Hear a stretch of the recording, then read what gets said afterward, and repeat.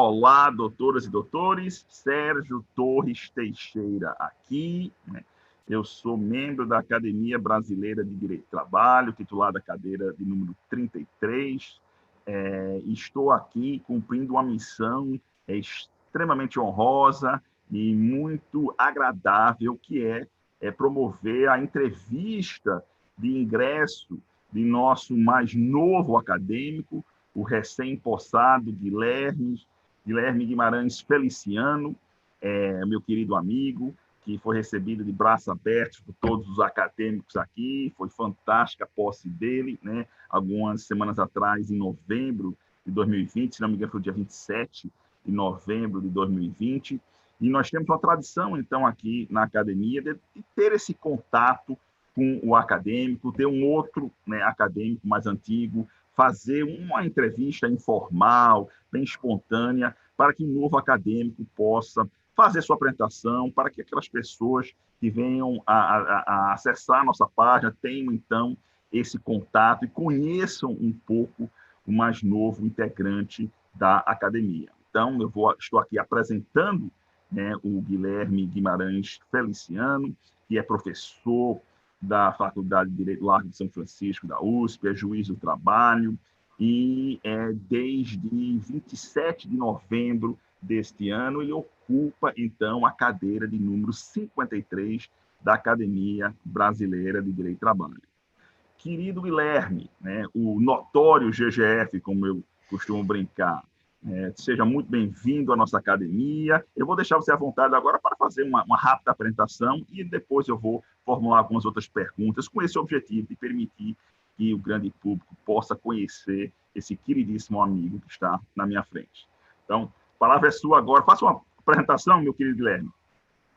Meu querido amigo Sérgio Torres, que eu considero o meu padrinho nessa nossa querida Academia Brasileira de Direito do Trabalho, foi quem formalmente me apresentou aos demais acadêmicos, às confreiras e aos confrades, por ocasião da minha posse. Tive esta imensa honra que marcará toda a minha vida, com um discurso belíssimo que soube ir muito além, digamos, do meu currículo formal e descobrir coisas, aspectos dos meandros da minha vida que, sinceramente, poucas pessoas conheciam, e algumas dessas coisas talvez eu desejasse que seguissem conhecidas por poucas pessoas, mas faz parte, né?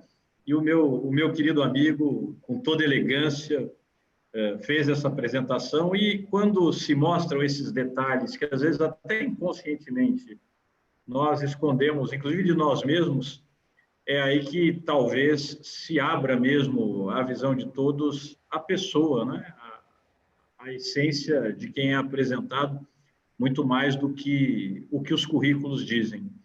Foi para mim, Sérgio, uma grande honra, uma grande satisfação. Eu não tenho nenhum temor, nem nenhum problema em dizer que era, assim, um anseio antigo, né? Eu disputei por 3 vezes a academia, no primeiro ensejo com o meu querido Felipe Barbosa, Gustavo Felipe Barbosa, depois com o meu diletíssimo amigo Paulo Regis Botelho, e finalmente tive a ocasião de ter a confiança e o apoio dos acadêmicos e ocupar também, Sérgio, para minha grande felicidade e por uma destas coincidências cósmicas, né, a cadeira número 53, que, por último, foi do grande Ferreira Prunes. E eu digo isto porque o amigo vai se lembrar, um dos pontos de tensão no início da minha campanha foi exatamente o fato de que Ferreira Prunes foi um gaúcho, né, do Alegrete, como ele gostava de dizer, e os acadêmicos gaúchos, obviamente, desejavam que a cadeira seguisse, quem sabe, com outro gaúcho. Não aconteceu, tive inclusive apoio de alguns gaúchos para ocupar a cadeira, mas digo que tenho orgulho disto porque, embora não seja evidentemente gaúcho, né, sou paulista, do interior de São Paulo, né, de pé sujo, de terra vermelha. Taubaté. De Taubaté, da gloriosa Taubaté, né, da tão conhecida Conferência do Café, enfim, de glórias passadas, talvez muito mais do que presentes, mas, enfim, uma cidade que eu amo muito, que foi muito marcante na história do país e que está geograficamente muito bem situada aqui, né? E por várias razões, mas também por isso, e porque, enfim, os meus familiares estão aqui, os meus amados também. Eu, inclusive, me titularizei em Taubaté, eu que sou nascido, sou cidadão taubatiano. E o que um taubatiano tem, então, a dizer sobre uma cadeia que era ocupada por um gaúcho? Pela identidade de compreensão e de entusiasmo científico, eu diria, meu querido Sérgio. Porque Prunes foi, obviamente, ele foi um autor enciclopédico, né? Falou sobre tudo, talvez, no direito do trabalho. Mas eu considero, sei que não é a opinião do amigo, mas eu considero que uma das obras mais marcantes de Prunes, pelo menos para mim a mais marcante, é uma obra de 2 tomos que ele denominou como trabalho perverso. E que, a meu ver, até, enfim, há poucos anos, era provavelmente a mais completa obra sobre insalubridade, periculosidade e penosidade que nós tínhamos no Brasil. Ele alcançava basicamente tudo, desde os aspectos técnicos até as discussões doutrinárias, passando pela jurisprudência consolidada, pelas tendências minoritárias. Hoje, obviamente, nós temos autores que escrevem, inclusive, muito mais uma perspectiva técnica, engenheiros, que aí tem uma condição de passar ao leitor um cipoal técnico muito mais vasto. Mas eu diria que até há pouco não havia obra, sequer entre os engenheiros, uma obra como a de Prunes.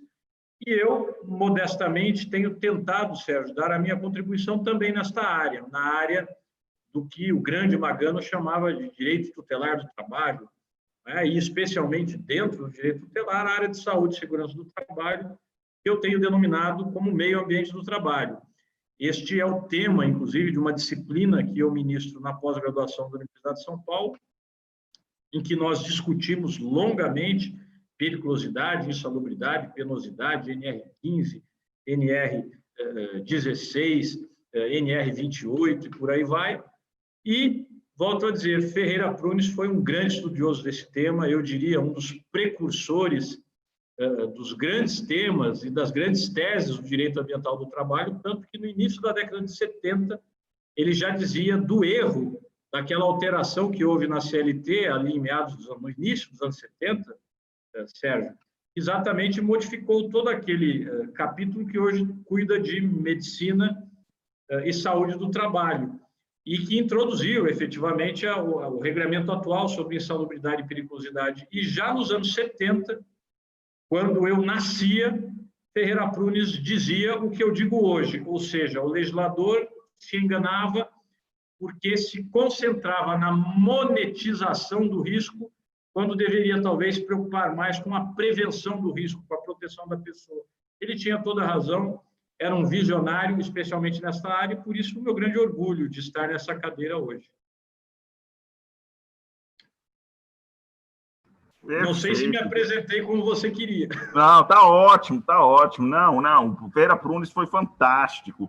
Eu mencionei antes, até na saudação que eu fiz, que ele foi realmente um dos meus doutrinadores prediletos. Eu adoro também aquela obra dele sobre tratado da prescrição e da decadência, né?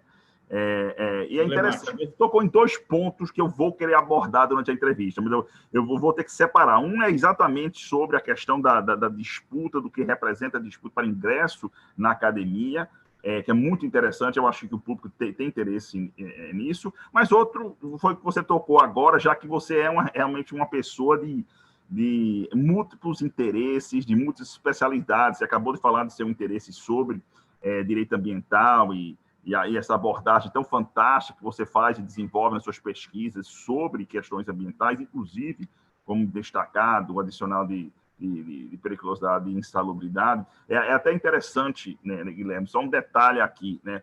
Eu também tenho, né, um interesse, sabe o que despertou meu interesse pelo estudo da questão envolvendo o ambiente de trabalho e o dever do empregador de proporcionar um ambiente de trabalho saudável? Foi um processo no qual eu atuei quando eu ainda era juiz substituto, isso deve ter sido em 92, aqui em Recife.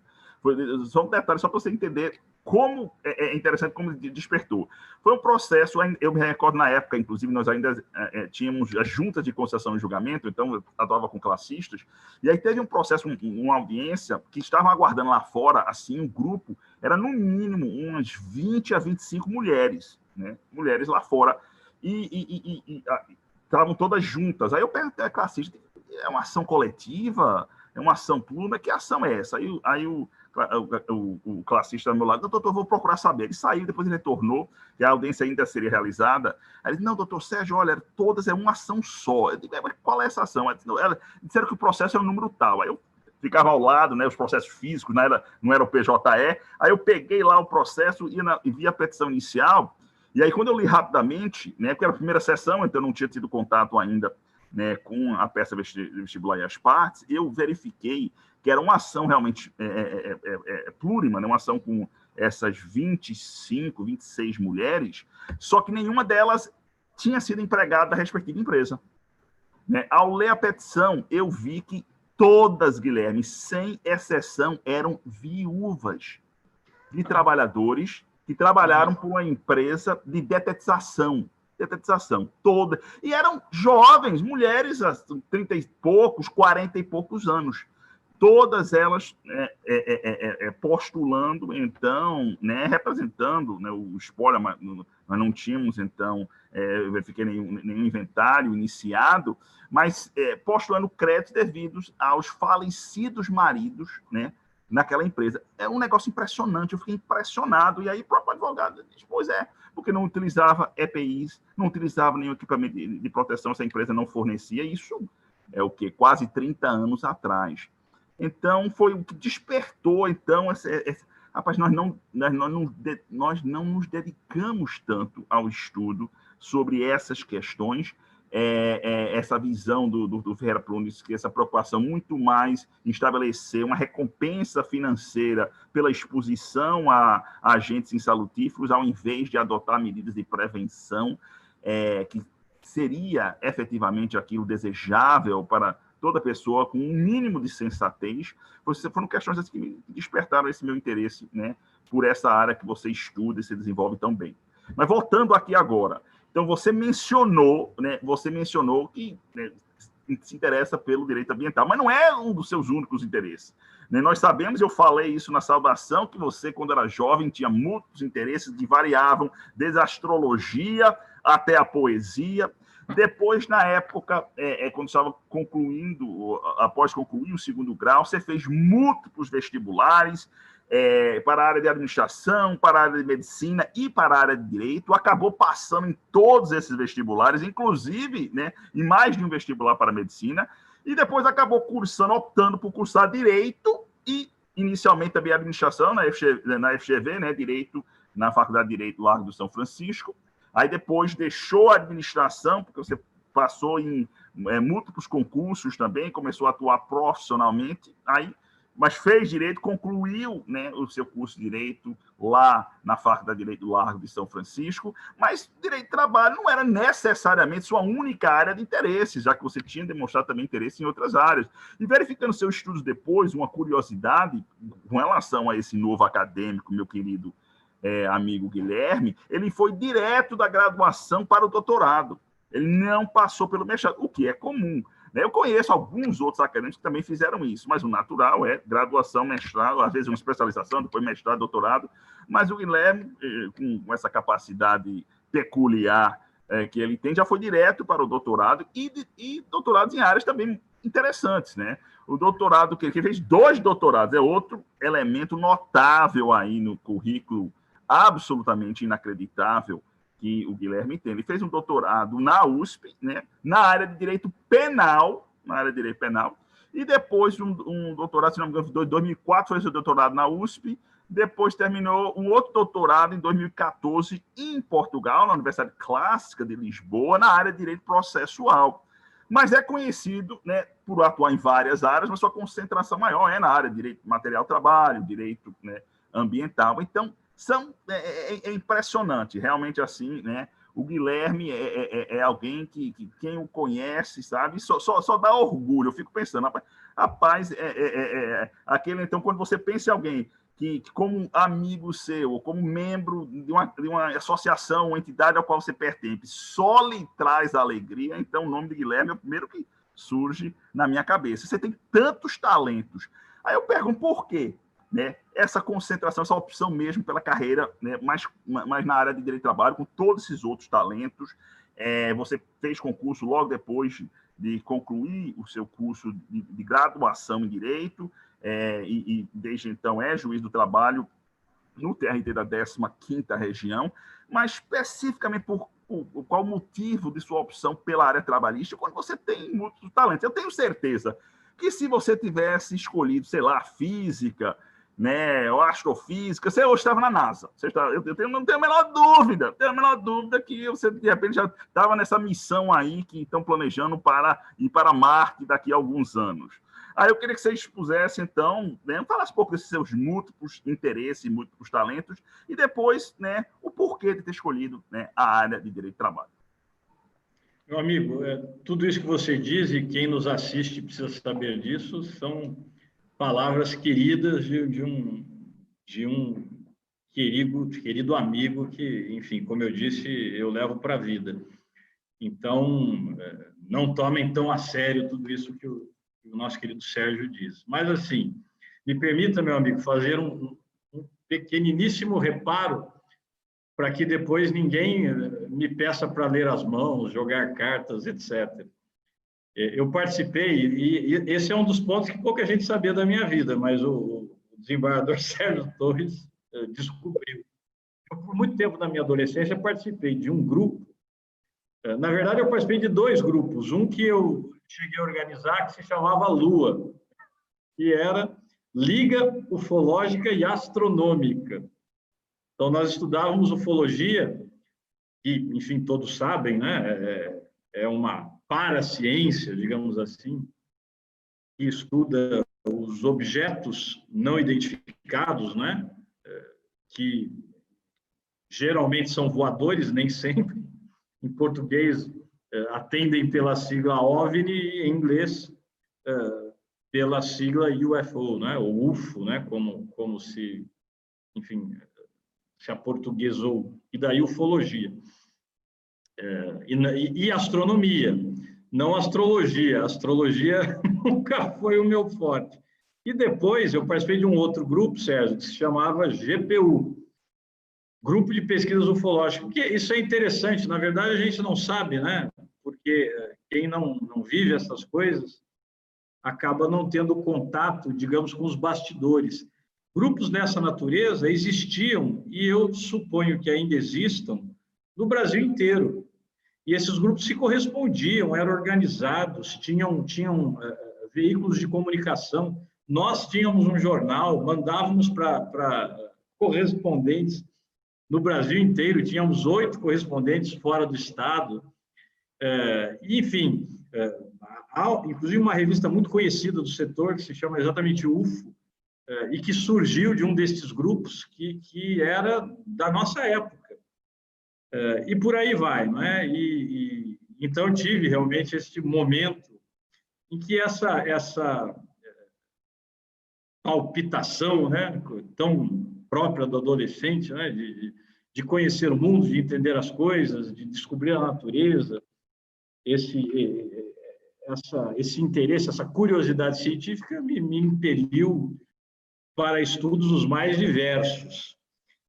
E também foi nesse contexto, aí já respondendo a sua pergunta, que eu acabei na vida militar.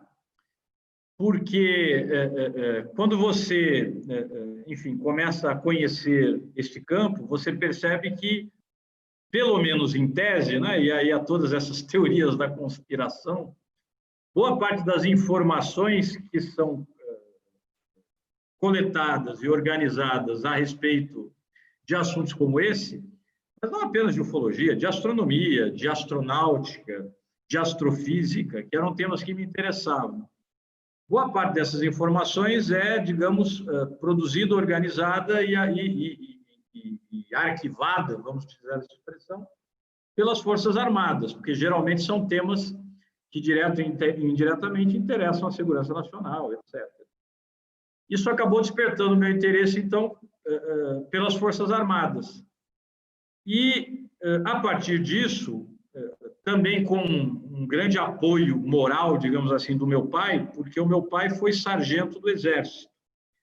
Depois ele deixou a carreira militar e foi para a educação. Meu pai foi professor, diretor de escola, supervisor de ensino, isso na época em que São Paulo tinha basicamente os grandes centros com os principais colégios e depois escolas rurais, né? O meu pai visitava essas escolas rurais. Eu me lembro da minha infância, em que ele me levava. Nós íamos aí, enfim, pelo interior, nos fundos do Vale do Paraíba aqui, em escolas, lugares que você não pode imaginar, né? E para mim era uma viagem, porque, enfim, era uma imersão na natureza, em ambientes bucólicos. Eu absolutamente não imaginava que pudessem comportar um grupo escolar, e havia, e o meu pai que cuidava disso. Então, ele tem muito orgulho disso, e eu também tenho muito orgulho, mas meu pai, eu digo isso, ele não admite, ele sempre teve um desejo recôndito, que ele não realizou, de continuar a vida militar. Então, ele se desligou como primeiro sargento. Eu acho que quando ele viu esse meu primeiro interesse, ele transferiu isso muito na minha pessoa, me estimulou muito. E aí, esses concursos são muito difíceis, são muito concorridos, não é? Eu acabei passando na Marinha do Brasil, eram 200 vagas à altura, eu fui o 16º e me tornei, então, cadete da Marinha. A expressão não era exatamente esta, mas é como se fosse, né? A expressão ali era aluno do Colégio Naval em Angra dos Reis. E ali, portanto, em princípio, seria o início de uma trajetória que me levaria até o fim da minha vida útil. Quando eu ingressei, a expectativa era ficar 3 anos ali, depois 4 anos na Escola Naval, ali no Rio de Janeiro, na ilha de Villegagnon, e depois ser um oficial de marinha. Não é? Aí, provavelmente, eu seria um oficial da Armada. Era isso que, naquele momento, eu queria. Mas, aí já até antecipando também a resposta ao porquê, agora estou falando do porquê do direito. Depois vou falar do porquê do direito do trabalho.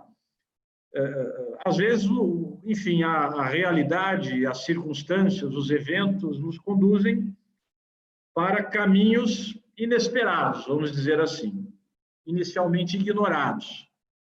E foi o que aconteceu. Eu já te contei essa história, né? Vou contar aqui mais resumidamente, mas talvez ali como militar, Sérgio, eu tenha tido meu primeiro contato com a filosofia do direito e com as chamadas aporias, né? Aquelas circunstâncias em que, do ponto de vista do direito, enfim, você não encontra um equacionamento razoável. Às vezes não são aporias verdadeiras, né? São antinomias aparentes, etc. Mas ali, muito claramente, eu me deparei com o que, se não uma aporia, certamente não, mas pelo menos uma antinomia aparente entre a regra escrita e a regra consuetudinária, digamos assim. A regra escrita é de que, se você tivesse posições de liderança, você respondia por tudo que houvesse em relação àquilo que você dirigia, em relação aos seus subordinados, por assim dizer, não é? Como é da vida militar, não é? Assim funciona a hierarquia militar, a caserna funciona assim, não é? Os que estão em postos mais elevados têm posições e poderes de comando e respondem por isso. Não é? É o famoso ubi bonus e bionus. Né? Só que havia ali no Colégio Naval as regras não escritas, e a caserna é cheia de regras não escritas, né? de regras consuetudinárias. Primeiro é que éramos todos iguais, não tinha subordinação nenhuma. Eu tinha posições de liderança por conta, digamos, do meu desempenho escolar. Eu tinha bom desempenho escolar, tirava excelentes notas, especialmente em exatas, era um bom aluno em exatas. Gostava muito de escrever, então as minhas redações também tinham boas notas, isso pesava muito. Por outro lado, eu participava das equipes, né? Eu fui durante praticamente todo o tempo da equipe de esgrima. Isto também era considerado importante, né? Não se queria um militar, como eles diziam, amorfo, um militar que não tivesse uma atividade esportiva, etc., porque se entendia que aquilo trazia uma vibração, não é? E um ímpeto que era muito esperado na vida militar. E também era, digamos assim, um cadete muito sério, né? Não era de algazarras e tal. E tudo isso me dava boas pontuações. E, portanto, eu, no segundo ano, já era o terceiro na classificação geral. No terceiro ano, eu era o sexto, mas para a Escola Naval, eu cheguei a ser cotado para ser o segundo, talvez até o primeiro. E isso tudo me dava essas posições de liderança, mas na prática era todo mundo igual. E havia uma outra regra consuetudinária, que sempre se respeitou, que é o seguinte: um militar jamais entrega um colega. Então, se o colega quebrar alguma coisa, enfim, praticar uma infração militar, você não comunica. Porque a regra consuetudinária, e houve casos lá em que um ou outro aluno quebrou esta regra e as consequências, como é que eu lhe direi, sociais, eram terríveis. Ele era isolado completamente, isolado. Tanto que a maioria não continuava na vida militar quando adquiria esse estigma. Era um estigma.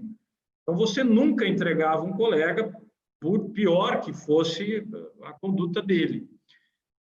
E assim era, porque a perspectiva é de que, enfim, numa guerra, num conflito militar, você não pode dizer a posição das suas tropas, esse tipo de coisa.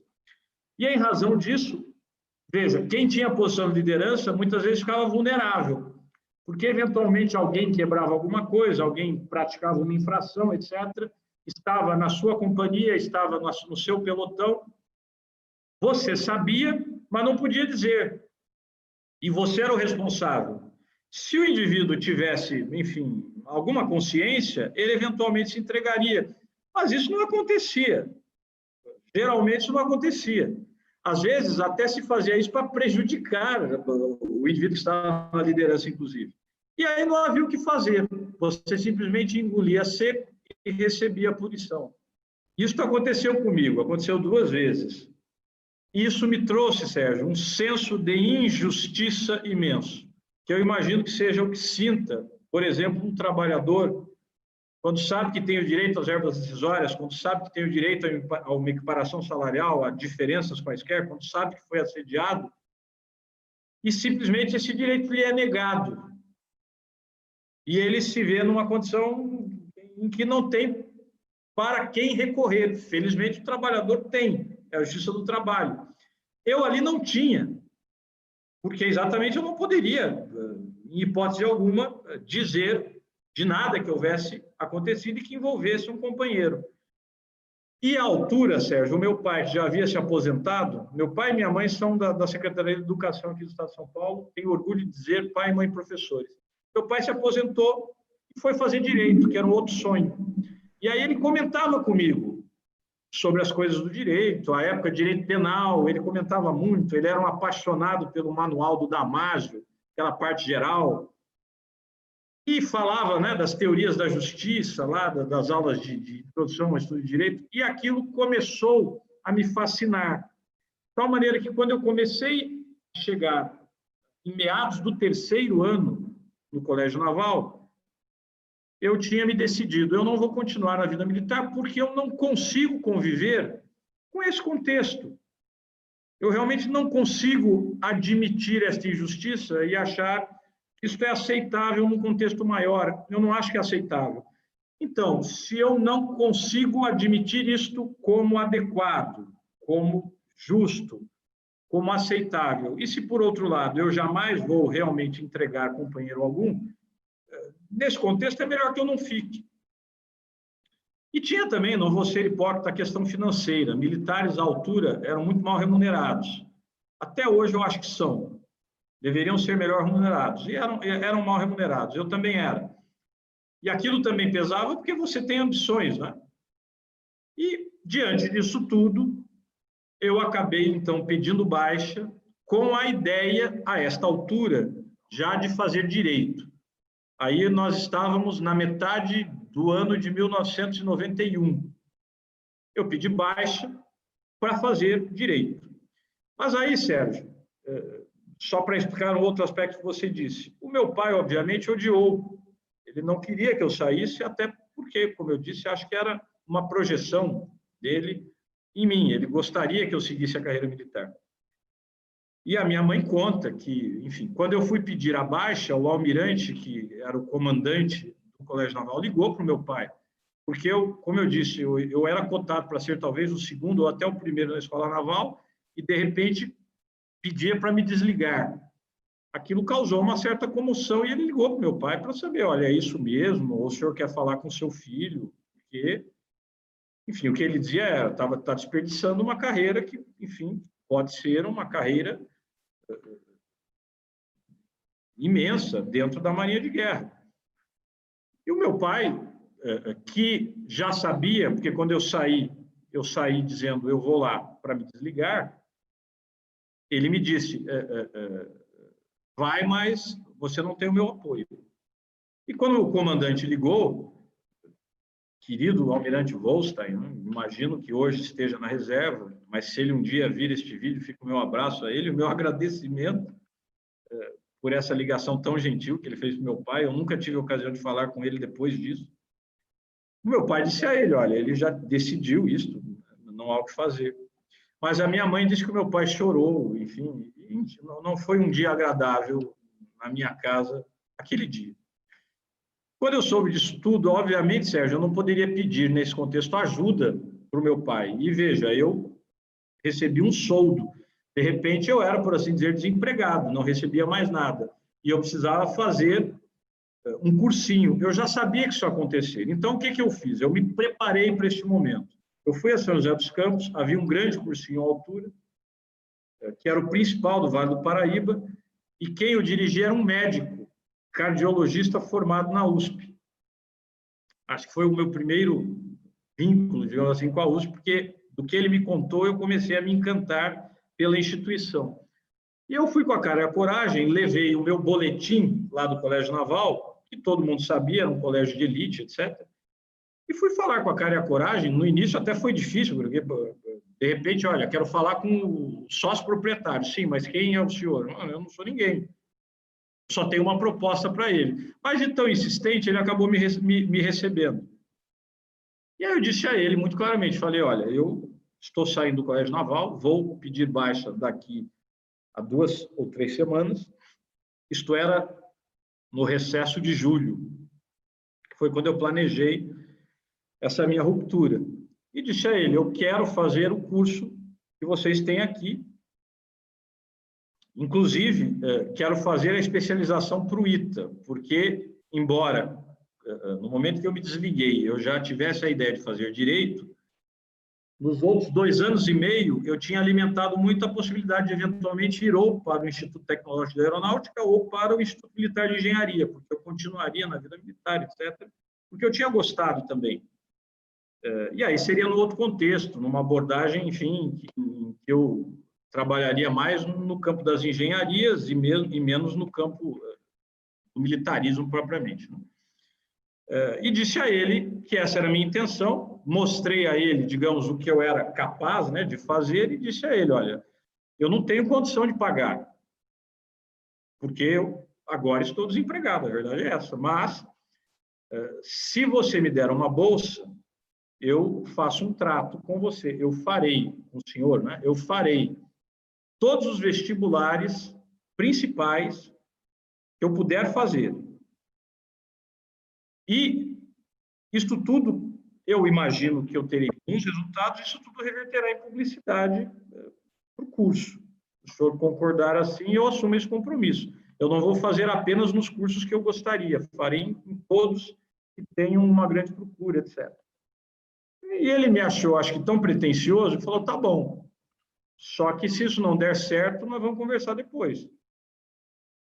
Só que deu certo, Sérgio. Eu fiz lá 6 meses, me dediquei, aluguei uma pensãozinha lá com o que eu tinha, os soldos guardados durante 2 anos e meio. Depois meu pai ajudou também, né? E aí eu passei realmente em medicina, fui 6º lugar em medicina da Unicamp, 1º lugar em direito aqui na Universidade de Taubaté, 2º lugar em medicina na Universidade de Taubaté, 3º lugar, se não me engano, em direito na Unesp, 16º de novo aí na USP, no ITA, que é, enfim, para onde eu tinha inicialmente lá o interesse de ir, coisas do destino de novo. Eu fiquei tão empolgado com a minha redação que foi sobre um tema jurídico. A redação do ITA naquele ano foi sobre pena de morte e uma famosa frase do Cabo Bruno, que era de que no Brasil já existe pena de morte, que ele se referia aos grupos de extermínio, né? Veja que coisa, como são as coincidências. Eu achei aquilo fantástico, fiz uma redação que eu acho que aquele ano foi a minha melhor redação, melhor do que na FUVEST. Só que eu fiquei tão empolgado que eu falei, vou deixar o título por último. E saí correndo depois e esqueci o título. E estava lá em letras garrafais, não esqueço o título, de modo que eu imagino que zeraram a minha redação. Então, eu acabei lá não tendo caminho. Mas, naquela altura, eu já tinha realmente me decidido que eu ia fazer direito. E fui fazer direito. Esta foi, portanto, a minha origem no direito. E por que é que eu escolhi o direito? Porque, em algum ponto, eu me senti muito injustiçado. Então, a verdade é que eu procurei o direito, não pelas belezas da lei, que eu não conhecia, mas pelas aspirações desta utopia que a gente chama de justiça, não é? E lá dentro, aí, eu tive grandes mestres. E eu diria, Sérgio, que os mais relevantes do ponto de vista midiático, ou seja, a minha geração teve entre os seus professores, dentre os mais famosos, exatamente os da área de direito do trabalho, porque isso depende da geração, né? Teve gente que teve aula com Basileu Garcia, com Cesarino Júnior, né? Com Washington de Barros. Eu tive aula com Amaury Mascaro, Otávio Bueno Magano, nosso querido confrade Nelson Manriche, tive aulas com eles. E me influenciaram demais, porque, primeiro, eram excelentes professores, todos. Segundo, ficava muito evidente, já àquela altura, meu querido Sérgio, como eram visões diferentes dentro do direito do trabalho. Como a visão do professor Amaury, por exemplo, era diferente da visão do professor Magano. E os dois eram grandes incentivadores. O professor Magano chegou a me convidar para ser estagiário dele, quando o também acadêmico Estevão Malê era quem comandava os estagiários no escritório do professor Magano. Não sei se o Malê vai se lembrar, mas ele me entrevistou. E à altura ele queria, eu era oficial de justiça no Alçada Criminal, e quando eu fui para São Paulo eu tinha que me manter, comecei a fazer concursos públicos. Então eu fui escrivão de polícia, fui técnico judiciário na Justiça Federal e, por último, eu fui oficial de justiça no extinto Alçada Criminal. E como oficial de justiça, eu fui lá e aí o Malê me disse, sim, mas você vai ter que estudar à noite para fazer o estágio de dia, não é? Mas de dia eu era oficial de justiça, eu teria que me exonerar. E assim, para receber o que eu receberia lá como estagiário, em relação ao que eu recebia como oficial de justiça, seria, por exemplo, como perder 9/10, alguma coisa assim, de tudo que eu recebia. Então, não tinha como. E eu não fui, mas eu tenho orgulho de dizer que o professor Magano, em sala de aula, me convidou na frente de todo mundo para que fosse estagiário dele. Porque, enfim, eu respondia as perguntas, era pretensioso mesmo, ele perguntava e eu falava, né? E o Nelson Manriche, eu me lembro até hoje, o professor Nelson talvez não vá se lembrar, mas na minha turma, a certa altura, primeiro, ele incensava muito a magistratura do trabalho. Ele dizia, olha, os que querem ser juízes, sejam juízes da magistratura do trabalho.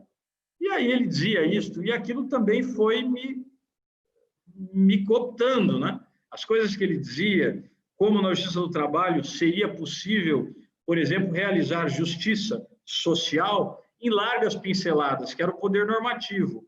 Algo que, àquela altura, a gente está falando aqui do início dos anos 90, não era tão comum, né, na justiça comum. Embora nós já tivéssemos a Lei da Ação Civil Pública, muito recentemente o Código de Defesa do Consumidor, coletivização de demanda ainda era um tema algo novidadeiro, né, no processo civil. E na Justiça do Trabalho nós tínhamos poder normativo, enfim, desde a década de 40. Ele dizia essas coisas e tal, e ele, uma vez, organizou um seminário, e eu fui fazer o seminário dele. Ele não vai se lembrar disso. E fazia lá a minha apresentação, e alguém fazia uma bagunça. Um querido amigo meu, Fábio, que eu acho que hoje é promotor em Minas Gerais, era muito bagunceiro e fazia uma bagunça lá no fundo. E o professor Nelson Manrich interrompeu e disse, olha, daquele jeito dele, eu gostaria de pedir aos colegas que prestassem atenção, porque vem um colega, se prontifica a estudar um seminário, dar aqui uma aula brilhante, e os outros colegas não prestam atenção, é uma falta de respeito. E aquilo me estimulou também muito, Sérgio, porque, enfim, era o professor Nelson Manrich dizendo que o meu seminário era brilhante. Estas coisas todas, isso aconteceu no 3º ano, fizeram com que no 5º ano, que na USP é facultativo, é optativo, você opta por áreas, eu optasse pelo direito do trabalho com disciplinas em direito penal. Eu era avis rara. Eu era o único que fazia concentração em direito do trabalho com disciplinas em direito penal. E foi assim, e me realizei. Eu dizia, e ainda digo, eram as duas meninas dos meus olhos, direito do trabalho e direito penal. E aí, antes de ser juiz do trabalho, eu entrei na pós-graduação com a professora Ivete Seniles Ferreira, que era diretora da faculdade à altura, em direito penal. E 3 meses depois, ingressei na magistratura da 15ª Região, avis rara novamente, juiz do trabalho substituto, fazendo doutorado em direito penal. Era avis rara entre os juízes do trabalho, avis rara entre os promotores, juízes criminais, advogados criminalistas que faziam a pós comigo. Mas sempre gostei disso, me criei com essas contradições, sempre fui gauche na vida, né? Como diz o Drummond, em vários sentidos, do ideológico ao cultural e ao comportamental. E assim, foi assim que eu cheguei no direito do trabalho. Eu te avisei, eu falo um monte, mas acho que eu cheguei no fim dessa resposta. Mas você fala muito, você fala bem, Guilherme. É um prazer imenso, né, ouvir essas histórias, inclusive mencionando colegas confrades, né, acadêmicos também, muito importante, né? Belíssima essa sua exposição em relação à participação e à influência do professor Manrich. Eu também sou um grande admirador do professor Manrich. No meu caso, né, quando eu era aluno de graduação, quem realmente me influenciou muito na escolha pelo direito do trabalho, pelo processo do trabalho também, e depois na carreira, na área trabalhista, né, na magistratura do trabalho, foi o nosso confrade Everaldo Gaspar, né, o Gasparzinho. Eu fui monitor de Gaspar em 1989, né, fui monitor dele na cadeira, né, de Direito do Trabalho na Universidade Católica de Pernambuco. Então, é muito interessante como os nossos confrades de hoje, né, naquela época no qual nós éramos alunos, tiveram essa influência, né, realmente fantástico. Mas veja, né, você poderia ter sido, né, um profissional maravilhoso em tantas áreas, né, na astronomia, na medicina, na engenharia. Ainda bem que os planetas se alinharam e que você seguisse carreira no direito, meu amigo. Isso aí eu tenho certeza. E aquela frustração perfeitamente compreensível do senhor Sebastião, né, seu Sebastião, né, o seu pai, perfeitamente compreensível pelo que ele pensava na carreira militar, né? Hoje, orgulho após orgulho. Eu tive a oportunidade de falar com, né, o senhor Sebastião antes de expor a minha saudação um dia. Eu fiz uma pesquisa aí na família do Guilherme, né, e ele falava com tanto orgulho do filho dele, que foi realmente, né, algo, né, impressionante, tocante da forma como ele falou sobre a sua infância, sobre a sua adolescência, depois sobre a sua vida profissional. Aí eu posso expor, então, com a mais absoluta certeza e como testemunha o quanto orgulhoso ele é, né, de sua trajetória, daquilo que você representa. Então, tanto para o senhor Sebastião, como também para a dona Regina, a mãe, né, do Guilherme, né, é motivo de orgulho. Como eu mencionei, ele é motivo de orgulho para todos que o conheçam. E isso, né, foi algo também interessante. Eu quero agora destacar um pouco a questão da sua opção pelo ingresso na academia. Não é uma opção fácil para alguém que já tem uma trajetória bem demarcada. Por quê? É importante que o público saiba disso, né? O público externo, né? Que não é fácil ingressar na Academia Brasileira de Direito do Trabalho, não é mesmo, né? É uma instituição extremamente respeitada, admirada, e as cadeiras são desejadas pelos profissionais da área que reconhecem como uma instituição que representa o coroamento, né, de uma carreira acadêmica. E o Guilherme mencionou, né, ele disputou 2 vezes anteriores, né, e todas as vezes que ele disputou realmente com grandes nomes, né? Ele falou no Gustavo, falou no Paulo Regis, nessa última disputa também 2 grandes nomes, né? O Piero Castelo, né? Grande acadêmico, né? Meu querido amigo. O ministro Guilherme Caputo, também grande acadêmico, né?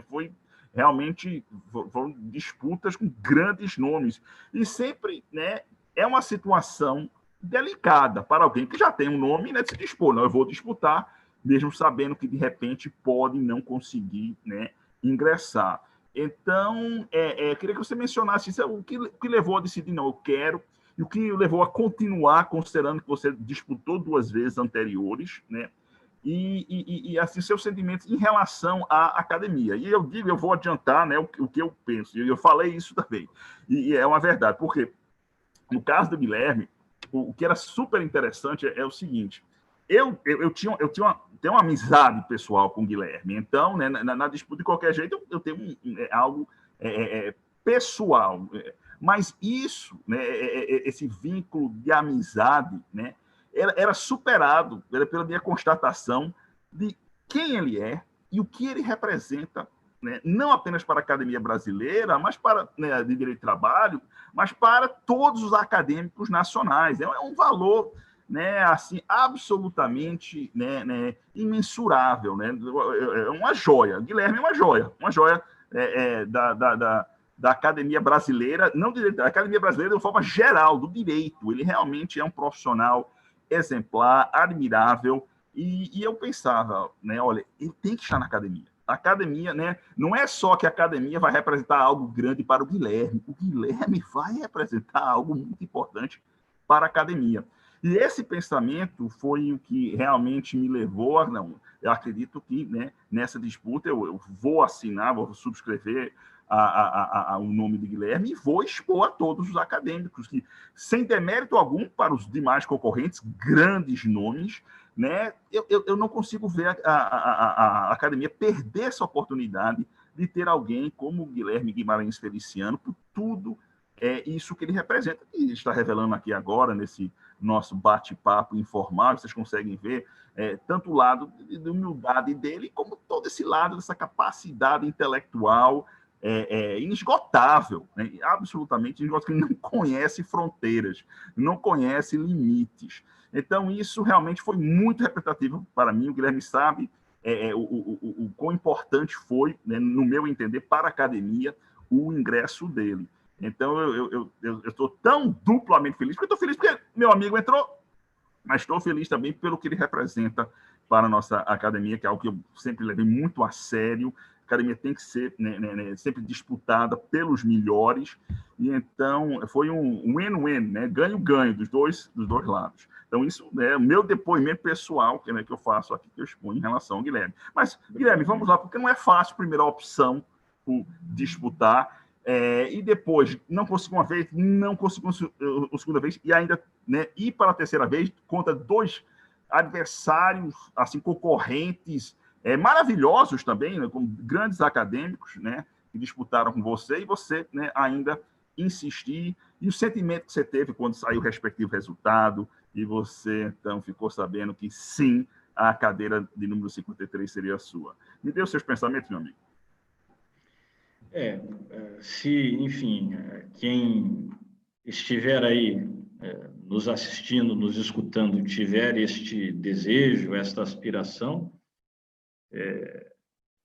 eu posso dizer, primeiro, não se intimide, tente. Esta é uma realização única, algo que se leva realmente para a vida e para o túmulo, pelo que representa essa instituição. Como tudo, em todos os pontos, em todos os momentos da história, não há unanimidade, né? Eu, sendo muito claro aqui, e Sérgio saberá perfeitamente do que eu digo, vários colegas, inclusive de academia, sempre viram de academia, eu digo, de universidade, né? Sempre viram na Academia Brasileira de Direito do Trabalho uma instituição que, digamos, necessariamente professasse um pensamento conservador. E, por conta disto, inclusive, me desestimulavam, no sentido de que eu não me apresentasse. Não é a minha visão. Acho que, pelo contrário, e disse isso recentemente numa entrevista à Matra 15. A associação me convidou para falar um pouquinho a respeito do que foi ingressar na academia, e eu disse isso. E disse também no discurso, né, Sérgio? Você vai se lembrar. Acho que a expressão academia, né, até pela sua etimologia, vem da lenda de Academos, né, que era um amante da liberdade. Academia é uma expressão que tem muito a ver, até etimologicamente, com uma outra expressão, e exatamente estas estão sempre conectadas aí nos discursos e no pensamento geral do meio cultural, que é a universidade. Universidade, academia, academia, universidade. Universidade vem de universitas, aí já do latim. E também com esse sentido de pluralidade e de escolhas na pluralidade, o que remonta a Academos, a liberdade fundamental, que é, enfim, o norte, o leitmotiv dessa lenda, né? Quem quiser e tiver a oportunidade de ler, talvez mais profundamente sobre isso, vai ver que interessante é este capítulo da mitologia greco-romana. Nesse sentido é que eu sempre vi e sigo vendo, e agora estando, enfim, como observador de dentro, posso dizer até com mais segurança, há pensamentos para todos os gostos. Há pensamento para todos os gostos na academia. Portanto, eu percebo talvez um preconceito de quem quer pintá-la eventualmente com essas ou com aquelas cores, não é? A academia tem um Sérgio Torres, a academia tem um Everardo Gaspar, a academia tem um Tarso Genro, tem um Bezerra Leite. Então, não dá para dizer que a academia tem apenas pensadores conservadores. E tem pensadores conservadores. E que bom que tem. Não vamos falar em universalidade, não vamos falar em pluralidade, não vamos falar em escolhas dentro de universos plurais, de matizes doutrinários e até ideológicos, que seja assim. Uma academia tem de ter esse corte. O meu departamento, na Universidade de São Paulo, que é o Departamento de Direito do Trabalho e Seguridade Social, tem esse corte. Você consegue desenhar, como nas cores do arco-íris, os que estão mais à direita, até os que estão mais à esquerda, os que vão pelo centro, os que vão pelos flancos. E é assim, é da natureza humana. E, no entanto, as pessoas convivem e, isso é que é importante, precisam aprender a construir conjuntamente. Não é? Sem essas guerras fratricidas que buscam construir, enfim, grotões de pensamento em que simplesmente você vai reverberando a própria ideia e o que Narciso vê é espelho, né? Então, acho que fiz a escolha certa. E como é que isto foi despertado em mim? Isto veio, talvez, meu querido Sérgio, do meu segundo doutorado.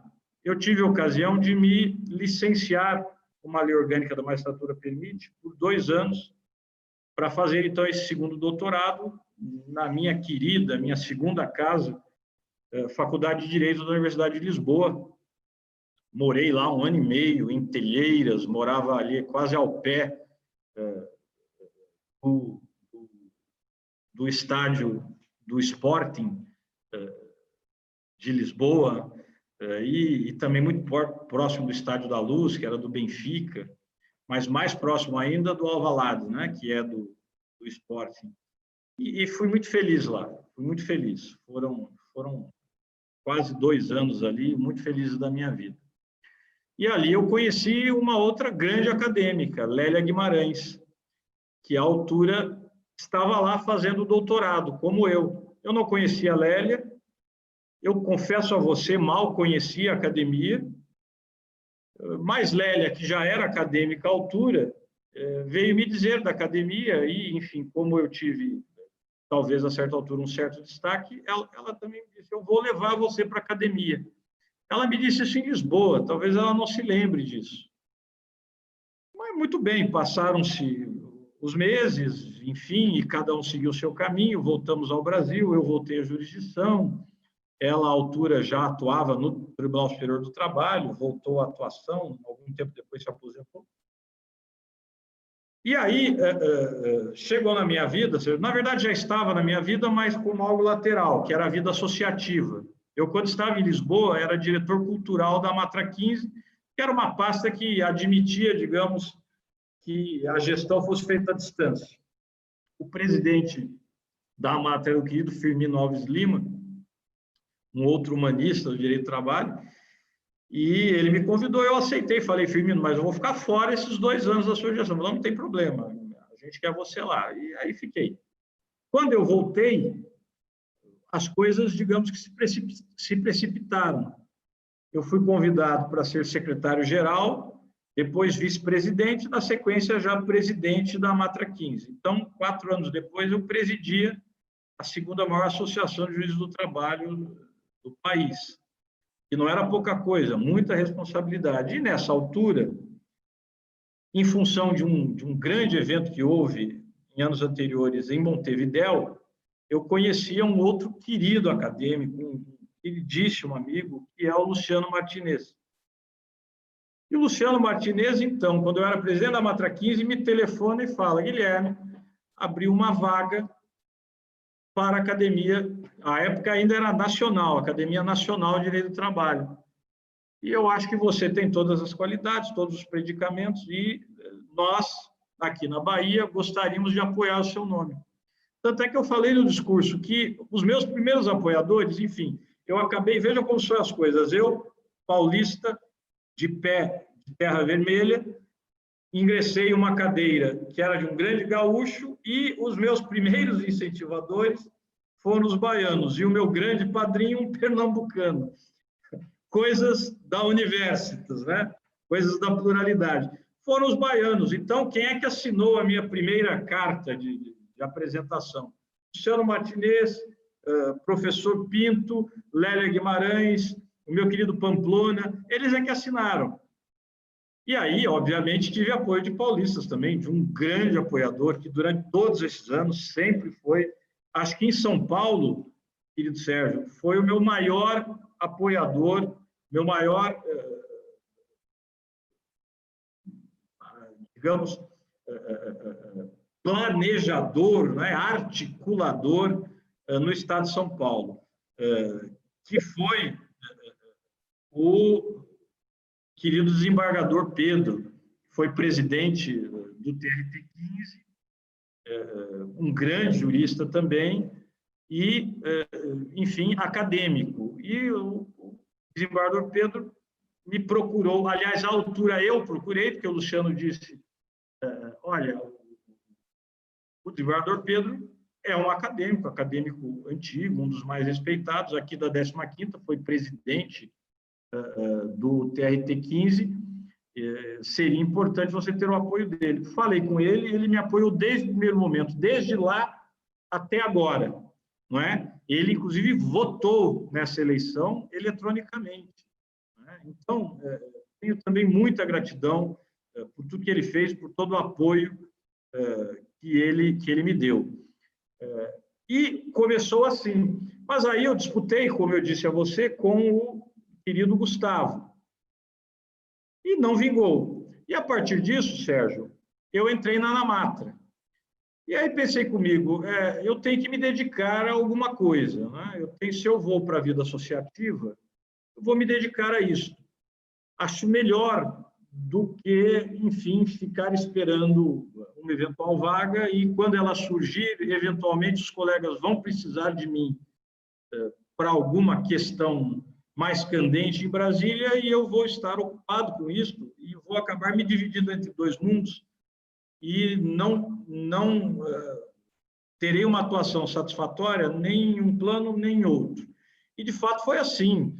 2 reformas da Previdência, a reforma do Poder Judiciário, não é? Paralisações, mobilizações da magistratura nacional, foram anos tumultuados.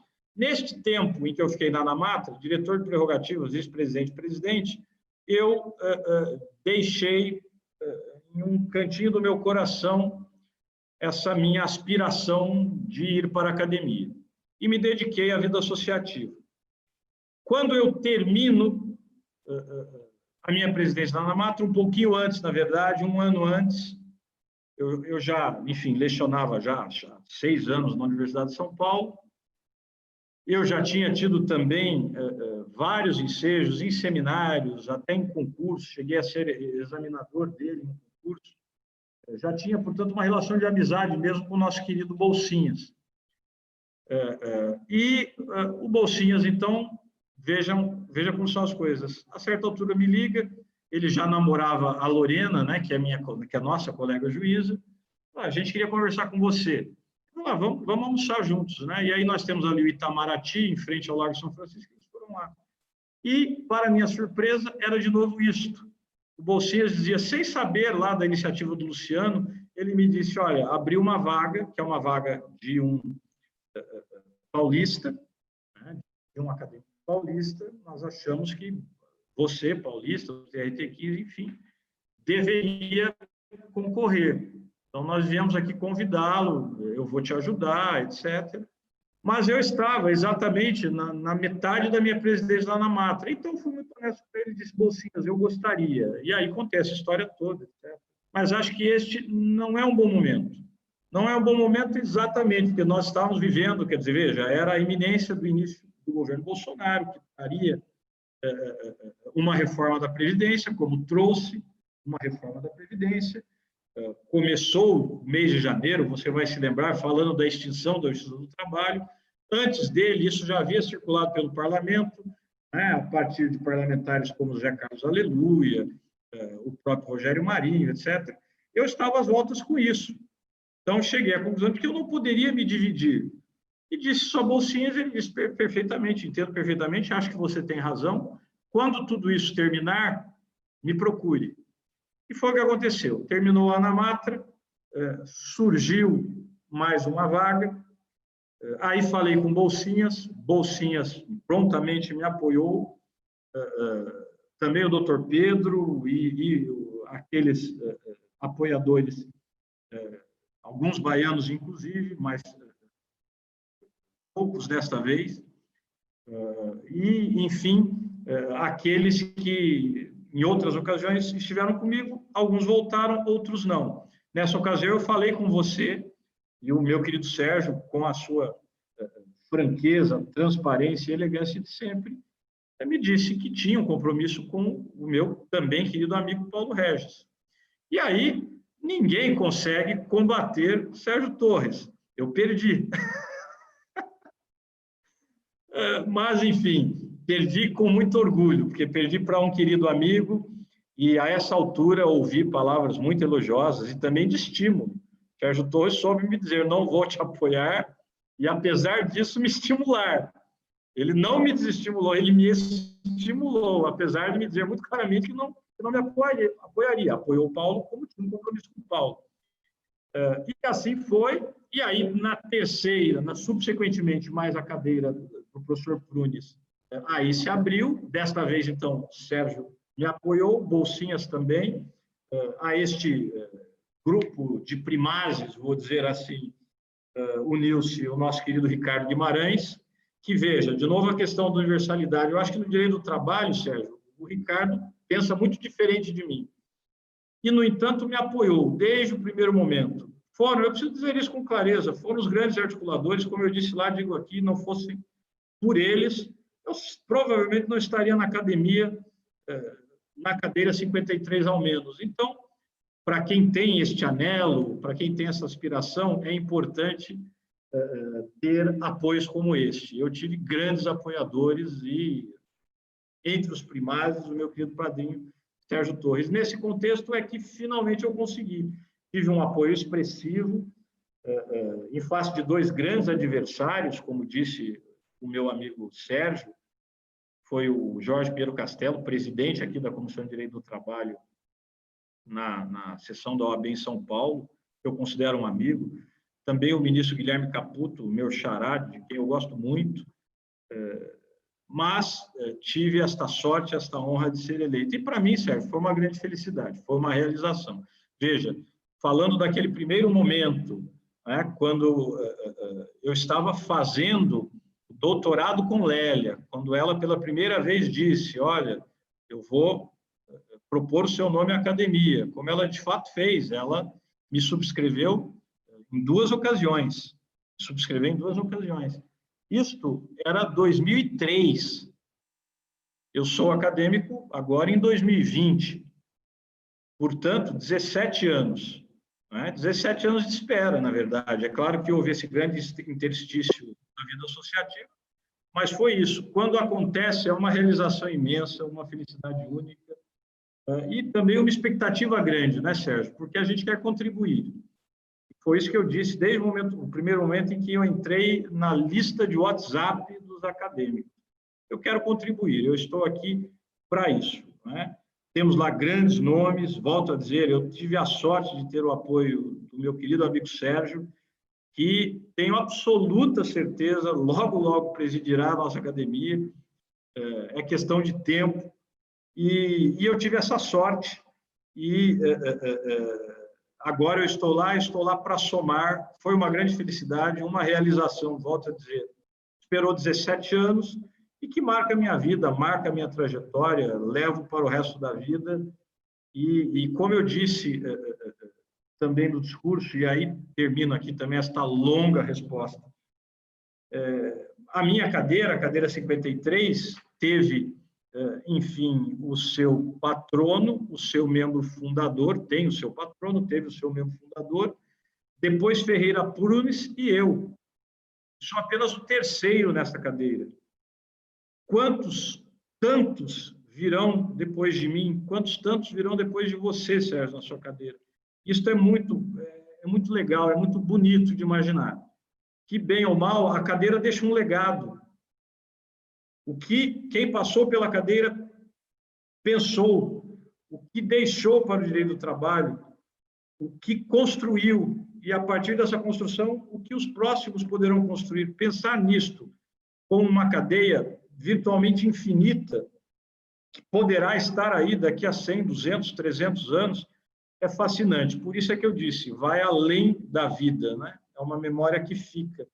E isso é grandioso. Eu sou muito feliz por isso, muito grato, e pretendo, de fato, me dedicar e não ser apenas, enfim, um participante que simplesmente ocupa uma cadeira. Eu quero efetivamente ajudar a construir isto que é a Academia Brasileira de Direito do Trabalho, esta instituição que, como toda instituição, está sempre em construção. E eu quero dar o meu contributo neste processo que nunca acaba.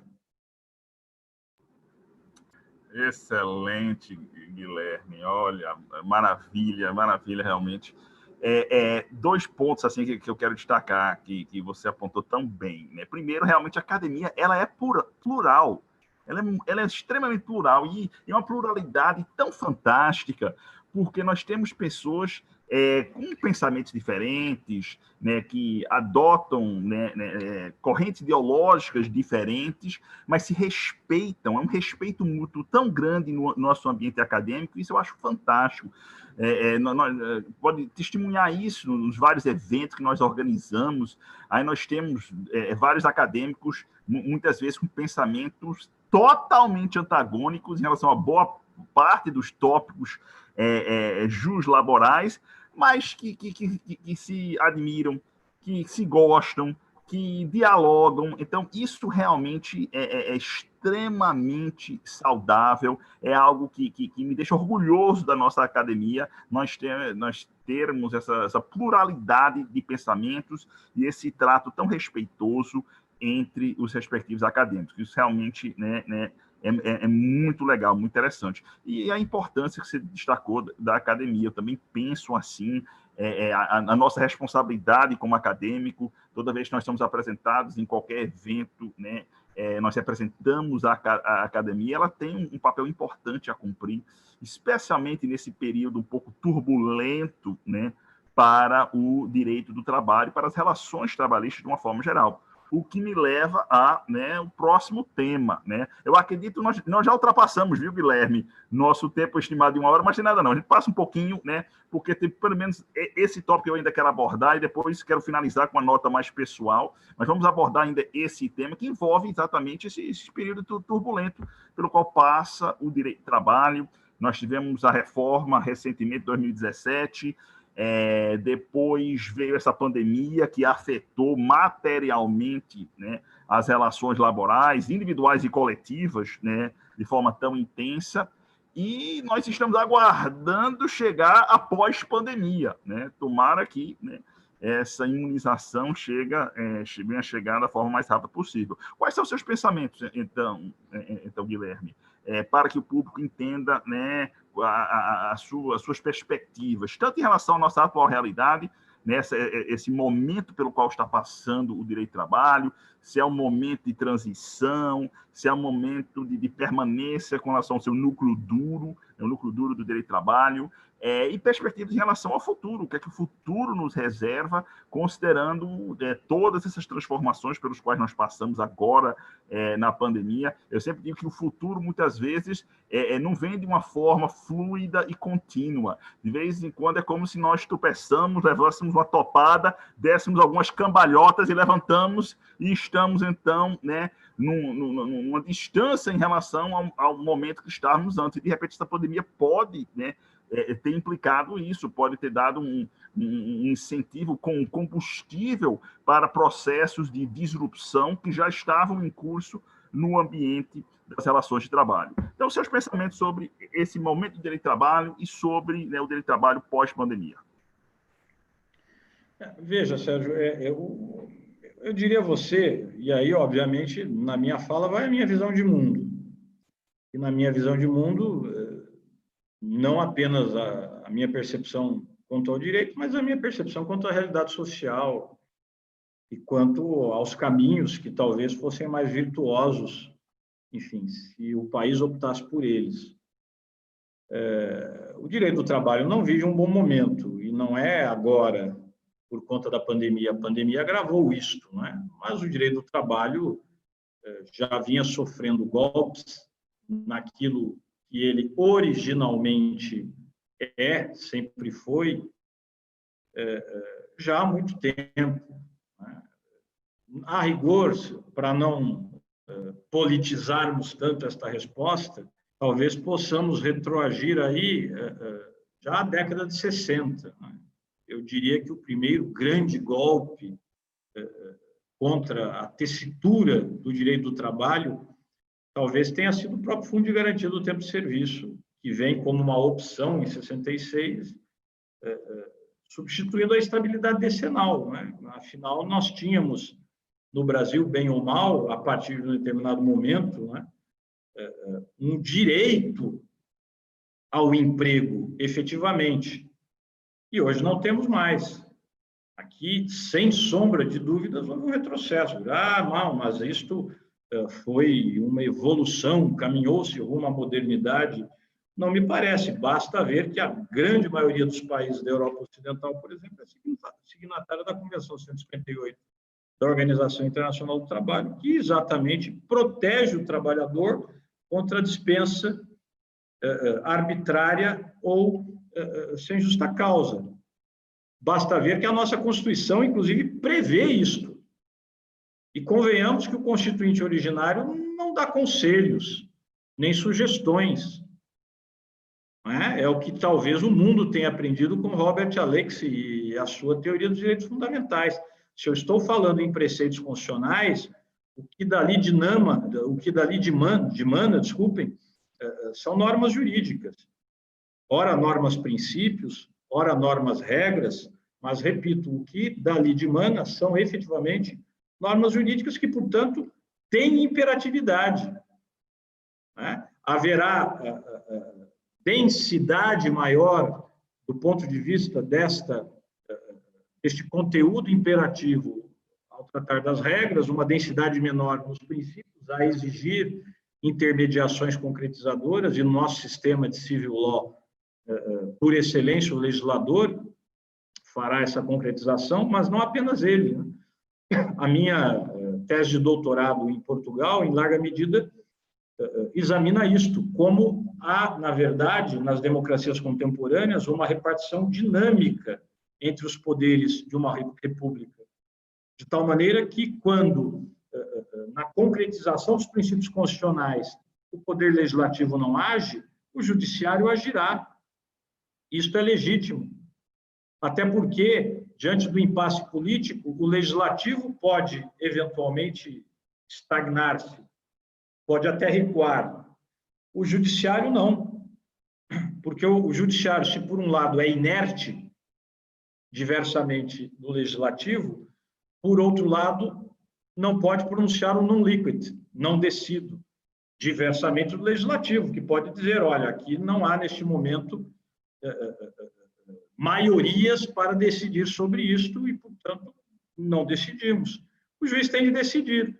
Melhor exemplo disso, talvez, seja esta importantíssima mutação constitucional que o Supremo Tribunal Federal reconheceu a partir de um primoroso voto do ministro Aires Brito, entre outros primorosos votos, com relação à união estável e depois evoluindo para o próprio casamento entre pessoas do mesmo sexo, quando o texto constitucional fala claramente homem e mulher.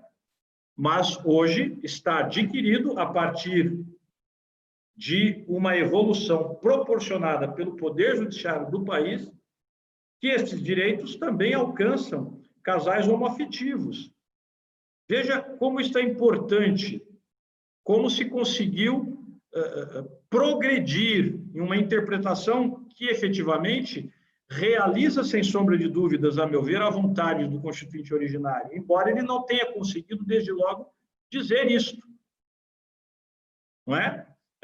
Canutilho diz muito claramente sobre a capacidade de aprendizagem das normas constitucionais, e é isso que nós vimos, e o Poder Judiciário tem este papel. E eu não entendo que isto seja ativismo judicial, ou se isto for ativismo judicial, o mais ativista de todos os tribunais é o Supremo Tribunal Federal.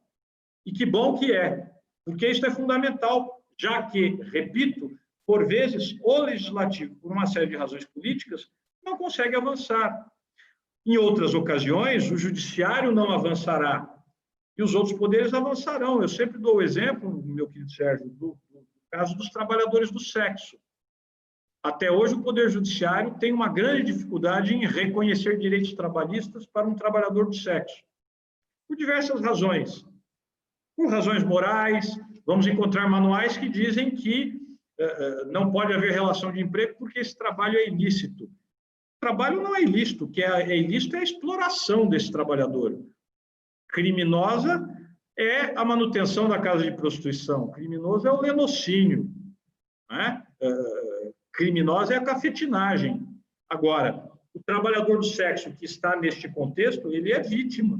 De tal maneira que dizer, olha, você não tem nenhum direito trabalhista porque você prestou serviço sob subordinação, de modo não eventual, de modo oneroso, de modo pessoal, só que a sua atividade não admite um reconhecimento jurídico e a concessão de direitos, isso, na verdade, é revitimizá-lo. Mas o judiciário hoje, a Justiça do Trabalho, inclusive, padece desse preconceito. E o Legislativo não conseguiu avançar. Está lá o projeto de lei Gabriela Leite, que até hoje não avançou. Aqui o Executivo avançou, veja que interessante. Porque se nós examinarmos o Código Brasileiro de Ocupações, a Classificação Brasileira de Ocupações, que é um documento sempre atualizado pelo extinto Ministério do Trabalho, há ali códigos específicos para trabalhadores do sexo. Então, os poderes da República interagem dinamicamente, e isto garante, digamos, o avanço do direito, o progresso do direito, de acordo com os costumes. E assim há de ser. O direito do trabalho, porém, volto a dizer, dos anos 60 em diante, em relação ao seu caráter tuitivo originário, foi paulatinamente perdendo campo. Então, vejam que eu não estou aqui fazendo proselitismo de partido A ou B. Isso aconteceu, basicamente, em todos os governos desde então. E, obviamente, mais acentuadamente nestes últimos, que resolveram hastear a bandeira do neoliberalismo, do Estado mínimo, que é algo que aí, no nosso ramo dogmático, Sérgio, eu não consigo entender bem. Esperar que o direito do trabalho seja um direito essencialmente liberal, de intervenção mínima, é esperar, por exemplo, que o direito civil, ou que até o direito constitucional na área das liberdades públicas seja construída a partir de uma visão estatista. Simplesmente não combina com aquele ramo dogmático. O direito do trabalho, historicamente, surge pela necessidade de uma intervenção do Estado, especialmente do Estado legislador, para garantir o que o professor Godinho chama de patamares civilizatórios mínimos em relações contratuais economicamente assimétricas. Esta é a razão de ser. De modo que advogar um direito do trabalho que seja basicamente gentil com a empresa para torná-la competitiva pode até fazer algum sentido do ponto de vista econômico, mas acho que do ponto de vista jurídico não faz muito sentido. Quem deve cuidar da empresa é o direito de empresa, é o direito concorrencial, eventualmente o direito econômico.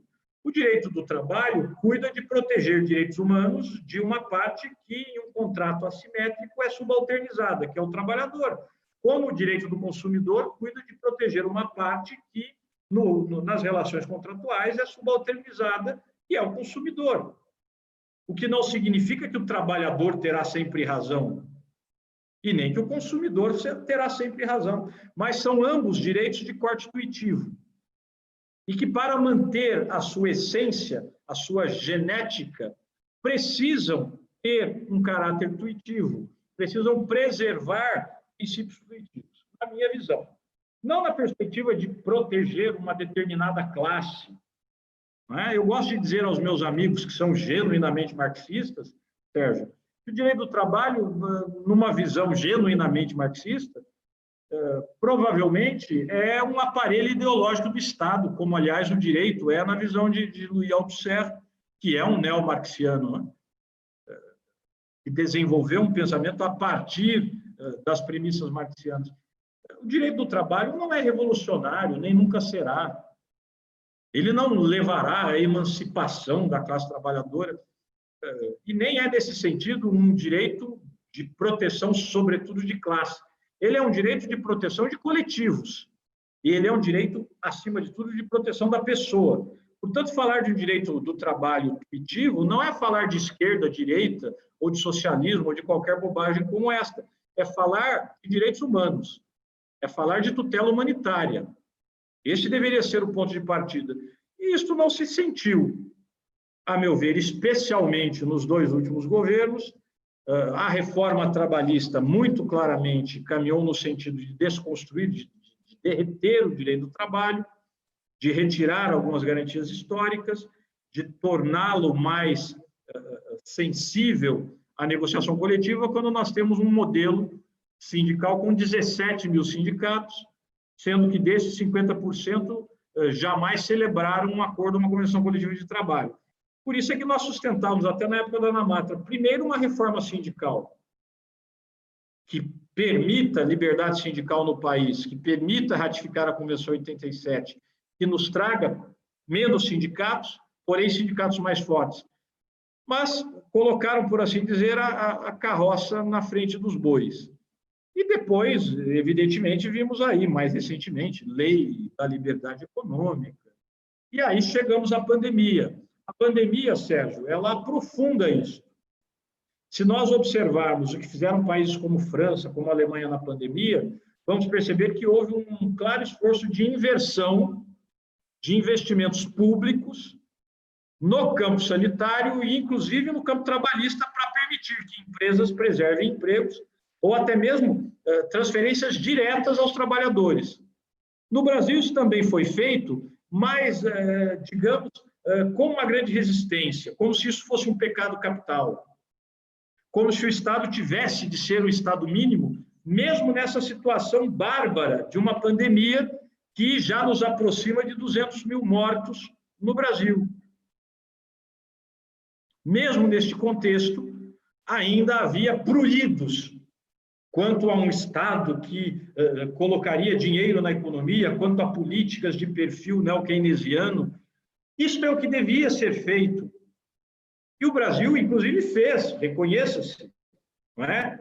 O BPER, que era o benefício emergencial de preservação de emprego e renda, este ali, próprio do direito do trabalho, da MP 946, depois da Lei 14.020, também o BEM, né? Este mais assistencial, não é? Mas isso tudo teve uma função a cumprir, inclusive do ponto de vista econômico, permitiu que a roda continuasse girando, permitiu o consumo, permitiu que a recessão não chegasse, ou pelo menos não chegasse tão agressivamente, vai permitir que, aos poucos, o carro saia da lama, não é?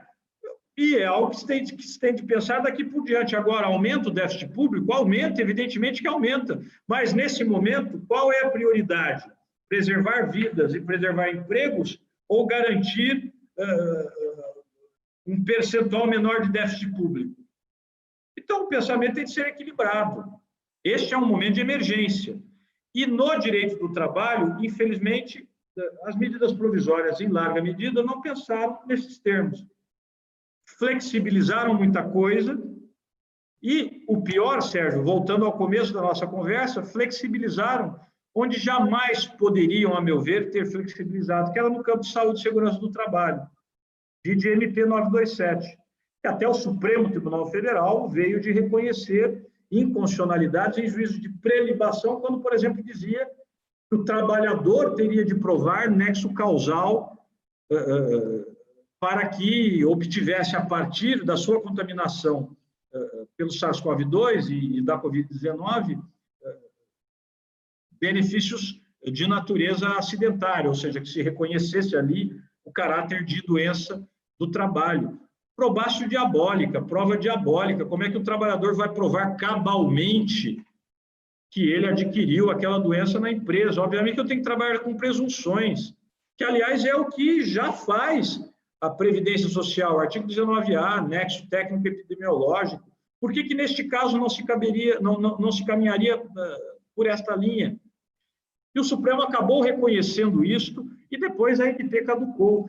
Mas a MP chegava ao cúmulo, meu querido amigo Sérgio, de dizer que o empregador poderia dispensar o exame médico admissional, no momento em que ele seria mais importante, até numa perspectiva epidemiológica, para que, a partir do PCMSO, do Programa de Controle de Medicina e Saúde Ocupacional, o empregador pudesse, por sintomas, não precisaria nem da testagem efetivamente, mas, quiçá, por sintomas, dizer: você provavelmente está com Covid-19, portanto, não vou introduzi-lo neste momento no meio ambiente de trabalho, você vai trabalhar à distância.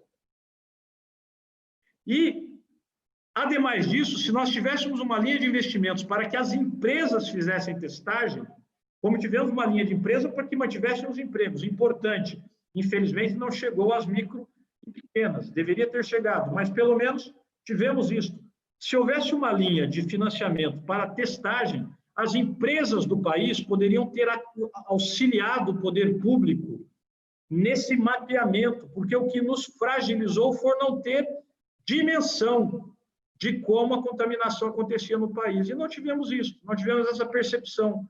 Pelo contrário, muitas empresas provavelmente colocaram dentro dos seus ambientes trabalhadores que portavam o SARS-CoV-2, que já tinham sintomas de Covid-19, fizeram isso porque não houve um exame médico admissional, contaminaram os outros trabalhadores, vão responder por isso, a meu ver, vão responder por isso, porque aqui é a responsabilidade ambiental, artigo 14, parágrafo 1º da Lei 6938, não é aquiliana. Então, esse empregador pode ser um santo canonizável, mas pelo risco que criou, responderá por isso. E, na verdade, por uma incúria de uma medida provisória. Então, a pandemia foi muito infeliz no direito do trabalho, muito infeliz. Alguns pontos podem ser apontados como dignos de algum elogio, mas, no geral, e especialmente no campo da saúde e segurança do trabalho, muito infeliz. Eu ouso dizer, Sérgio, que a portaria número 20, conjunta do Ministério da Saúde com a Secretaria Especial das Relações de Trabalho, é muito melhor do que a medida provisória 927, muito melhor. Antes, a portaria conjunta fosse a medida provisória em matéria de saúde e segurança do trabalho, mas não foi. Então, perdemos muito. Eu acredito que muita contaminação intramuros nas empresas tem acontecido por conta disso, por uma incúria e por uma visão de desregulamentação, de flexibilização, que, enfim, pode se discutir. Eu, obviamente, jamais fui um entusiasta desta linha do direito do trabalho, mas que seguramente neste momento não cabia. Neste momento, exatamente, não cabia. E, para terminar, a pandemia tem tudo, tem de tudo, menos de democrática. Eu vivo ouvindo por aí que a pandemia é democrática. Não é. Basta ver que as contaminações acontecem mais intensa e gravemente nas classes D e E. Então, ela não é democrática. Ela aprofunda desigualdades sociais. E os números vão dizer isso. Quando compararmos o período pré-pandemia e o período pós-pandemia, já estão dizendo isso. Quantas pessoas estão voltando para aquela esfera abaixo da linha de pobreza. O que se conquistou, inclusive em termos de resgate de trabalhadores infantis, etc., eu tive recentemente acesso a esses números parciais, estamos retrocedendo, inclusive no trabalho infantil, porque é lógico, meu amigo Sérgio, a criança não vai para a escola, e vamos pensar especialmente nas crianças das classes D e E, não vai para a escola. Por quê? Distanciamento social. Aí teremos teleaulas, mas essas crianças têm acesso a meios adequados para assistir a essas aulas telepresenciais ou para realizar, as tarefas que são deixadas ali, uma plataforma Moodle ou alguma coisa? Não tem.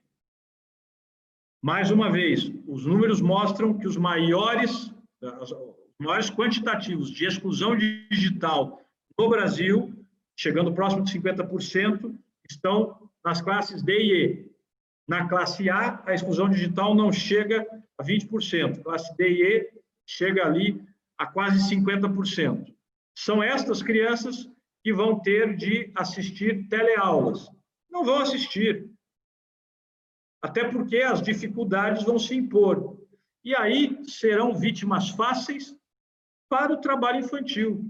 Já que não está estudando, vai ajudar o pai nas tarefas do sítio, vai ajudar nas atividades de produção, e por aí vai.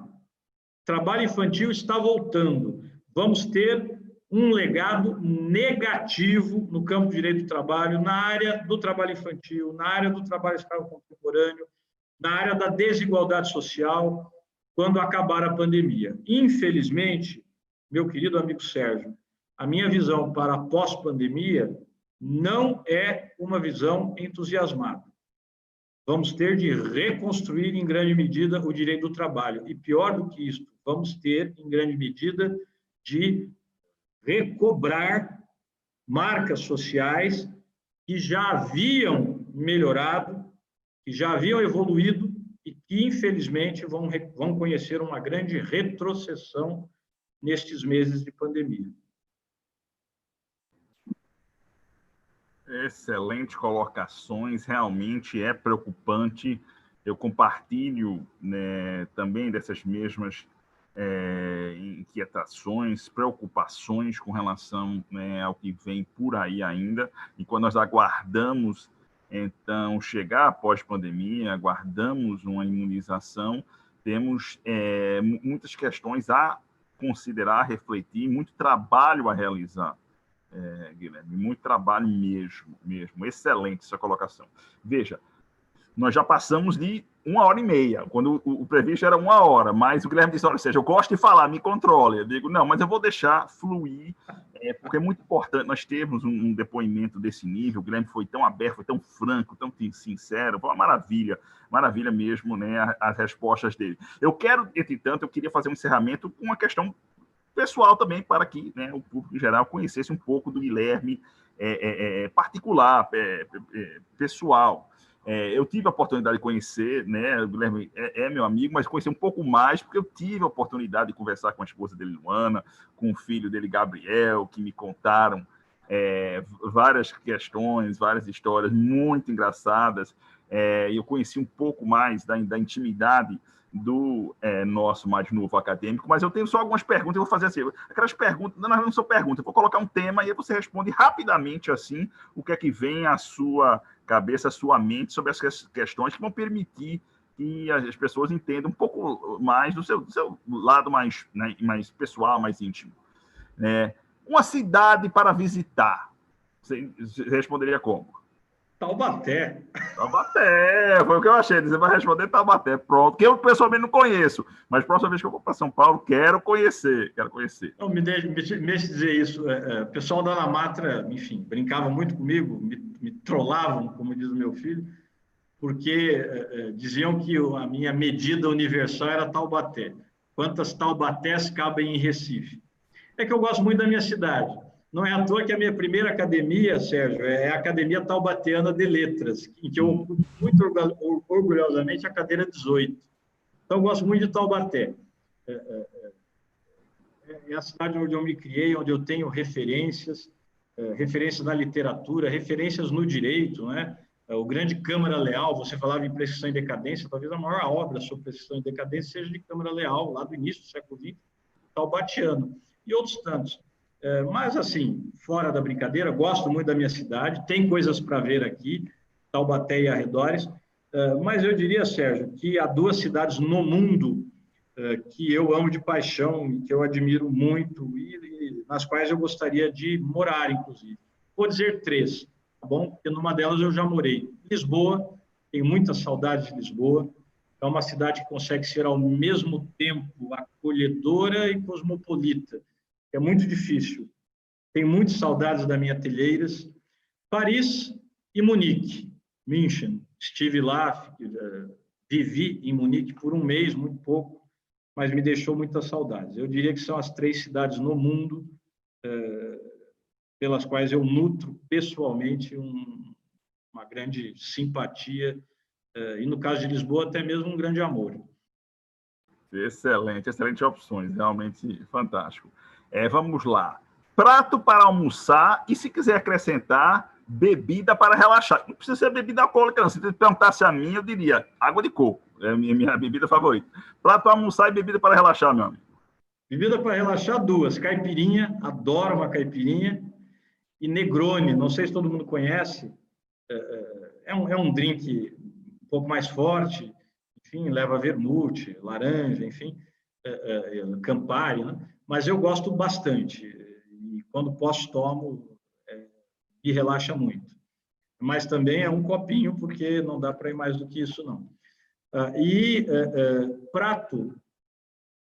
Sérgio, eu me considero um bom garfo. Até um bom tempo, Eu era, inclusive, bem gordinho, né? Agora é que eu tomei jeito, dei uma emagrecida aqui. Mas eu diria para você o seguinte: bife à parmegiana e feijoada. Excelente opções, viu? Excelente opções. Aí eu vou acompanhar você nesse Bom Garfo. Esporte para praticar e clube de futebol. Clube de futebol, de todas as perguntas que você fez hoje, é o mais fácil. Palmeiras. Eu sou um palmeirense, não direi roxo, verde, mas verde e roxo. Né? Sou um torcedor palmeirense há muito tempo, desde que eu era criança. Por um tempo da minha vida, Sérgio, até também por influência do meu pai, eu torci para o Taubaté Esporte Clube, que é a equipe aqui da cidade, que chegou a jogar a primeira divisão do Paulista, aí jogava com o Palmeiras. Foi a primeira vez em que eu vi o Palmeiras jogar. Jogou aqui com o Taubaté, e aí é que eu me apaixonei pelo futebol do Palmeiras naquela época, né? Estamos falando aqui dos anos 80, né? Mirandinha. Eu vi esse pessoal jogar aqui. E depois, quando o Taubaté caiu para a segunda, terceira divisão, meio que perde a graça, né? Você não vê mais o seu time jogar. E aí acabei me tornando palmeirense. Quando eu fui para São Paulo, virei palmeirense de vez, por conta da faculdade. Então é Palmeiras, não tem dúvida, sou um grande fã, um grande torcedor, acompanho, vou no estádio quando posso. Qual foi a outra pergunta? Time de futebol Eu não sabia que você gostava de esgrima, né? Esgrima. Se você quer saber, meu amigo, é o que eu gostaria de ter continuado praticando, só que é um esporte muito caro. Eu não tenho como praticar esgrima, imagino, em nenhuma cidade aqui do Vale do Paraíba, nem em São José dos Campos. Eu teria de praticar em São Paulo, num clube Espéria, num clube Pinheiros. E aí não dá, né? A minha jurisdição é aqui, não tem como. É um esporte caro, mas foi uma paixão que floresceu e, digamos, feneceu na vida militar. Ali eu cheguei a ganhar medalhas, competi no Rio de Janeiro, lembro que competi nas Laranjeiras, ali Estádio Fluminense, foi uma das maiores competições que eu participei. Gostei demais, mas infelizmente não consegui levar adiante. Futebol, gosto muito, não sou um grande jogador. No time da Matraquins sempre fui banco, mas gosto muito, quando posso jogo. E vela. Eu fui também, nos primeiros 6 meses na Marinha, eu fui da equipe de vela. E ainda um dia hei de ter o meu barcozinho à vela, aqui em Ubatuba, para poder lembrar esses bons tempos. Tenho arraiz amador. Eu diria esses 3 esportes: futebol, esgrima e vela. Beleza. Música para ouvir e atividade para se divertir. Sérgio, eu gosto de rock and roll, né? Todo mundo que me conhece sabe. A Luana, enfim, que é a minha esposa, né? Às vezes até se enche, porque no carro eu só ouço rock and roll e aí ela não gosta tanto, né? Aí ela quer ouvir um axé, quer ouvir um samba, quer ouvir um sertanejo. E eu não tenho, a verdade é que eu não tenho no carro. Aí, às vezes, a gente coloca lá no Spotify para aliviar um pouquinho. Mas eu gosto de rock and roll, sempre gostei. Né? Eu nasci para a música, por assim dizer, no final dos anos 70, início dos anos 80, que era quando explodiu o Rock Brasil, né? E quando, inclusive, o rock deixava o eixo Brasília, São Paulo, começava a chegar, aliás, o eixo Brasília-Rio de Janeiro, né, começava a chegar, inclusive em São Paulo, né, tinha aquela canção que acho que todo mundo conhece, do Traje a Rigor, né, Nós Vamos Invadir Sua Praia, que era exatamente um hino dos paulistas dizendo: cariocas, o rock paulista está chegando, né? Legião Urbana, Plebe Rude, Capital Inicial. Eu vivi tudo isso. Eu sou, em larga medida, fruto disso tudo. Essas são as letras que eu sei decor. E aprendi, aí já com a maturidade, digamos assim, a gostar de música clássica. Então, eu ouço música clássica e ouço rock and roll. Não ouço muitas coisas nesse intervalo. E ouço mais rock and roll. Atividade, o hobby, enfim, gosto muito de ler. Gostava muito de acampar, mas é uma coisa que há muito tempo eu não faço, que era aí da época da astronomia. Fazia muitas vigílias, tive barracas muito boas para isso.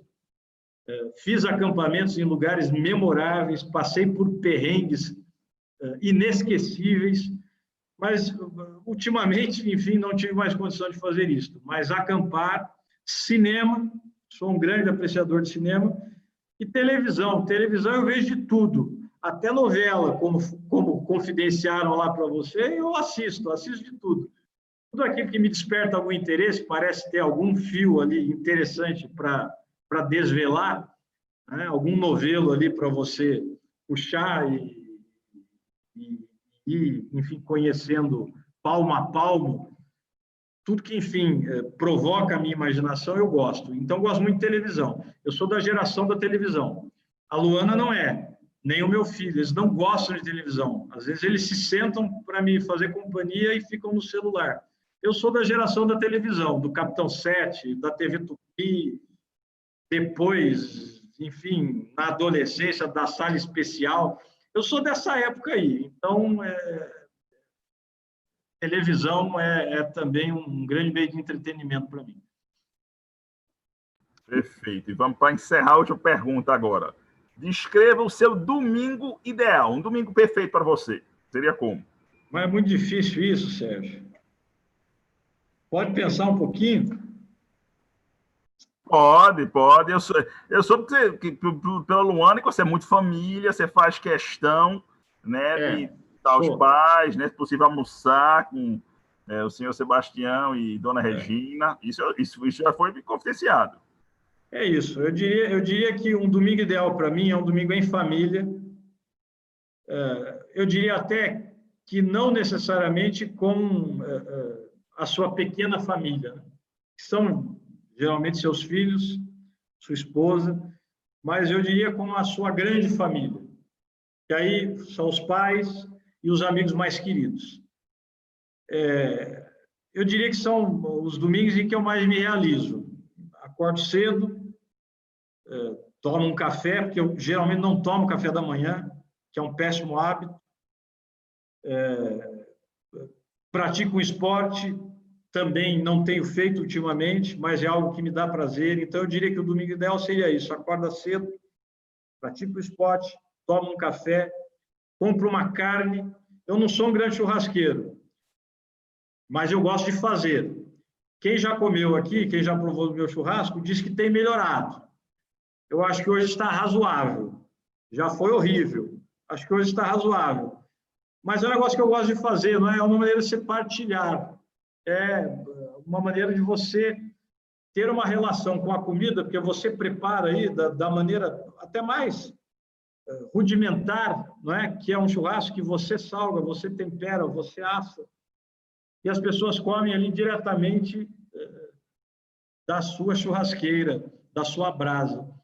Eu não sou gaúcho, mas paulista também gosta de churrasco e eu faço isso. Então, acorda de manhã, pratico esporte, tomo um café, compro uma carne, prepara essa carne e ali, a partir do início da tarde, recebe então os pais, recebe os amigos queridos, e aí passa a tarde aqui comendo uma carninha, tomando uma cerveja, quem sabe fumando um charuto, isso até 11 horas da noite, meia-noite, e no finalzinho, quem sabe, discutindo ocultismo, esoterismo, ufologia, religião e política, por que não? Tudo isso que não tem solução. Eu adoro discutir essas coisas. Eu acho que isso seria um domingo ideal. Coisa simples, mas que me dá muito prazer. E, fundamentalmente, com a família do lado, com os meus pais do lado, eu sempre faço questão, todo domingo, almoçar com os meus pais. É um vínculo que eu não gosto de perder. Porque você sai de casa, né? E, para mim, isso foi uma coisa marcante. Eu vivi com os meus pais, não por muito tempo, porque eu fui para a Marinha já com 16 anos. E talvez por isso me faça tanta falta. Eu saí muito cedo de casa. Então, eu faço questão de manter esse vínculo. É meio que sagrado, todo domingo, almoçar ou jantar, ou pelo menos ter ali um momento com os meus pais. Mesmo nesse tempo de pandemia, a gente vai de máscara, deixa com devido afastamento, uma mesinha lá longe, outra aqui, ou nos restaurantes que admitem ao ar livre.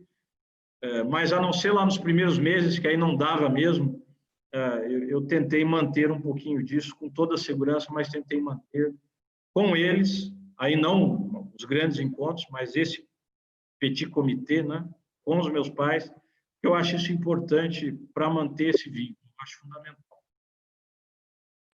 Perfeito, perfeito, Guilherme. Encerrando então com chave de ouro.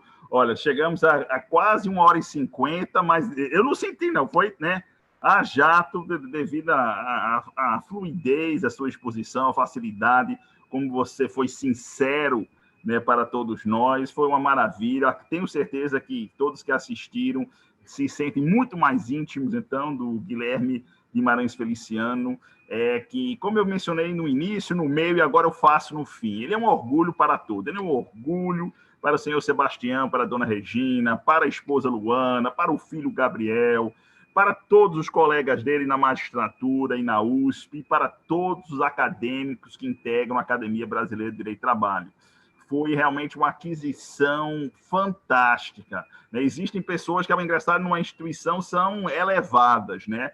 E, né, no caso de Guilherme, ele também elevou a nossa instituição para um novo patamar, com um valor desse acadêmico. E acima, eu poderia passar aqui a noite toda elogiando, porque eu sou realmente, né, o presidente do fã-clube GGF, do notório GGF. Mas eu registro aqui, né, o que é mais notável, o que é sua postura humanista, né, sua humanidade, sua humildade, a forma como ele é destemido em assumir suas posições, mas sempre de forma respeitosa em relação a quem pensa diferente.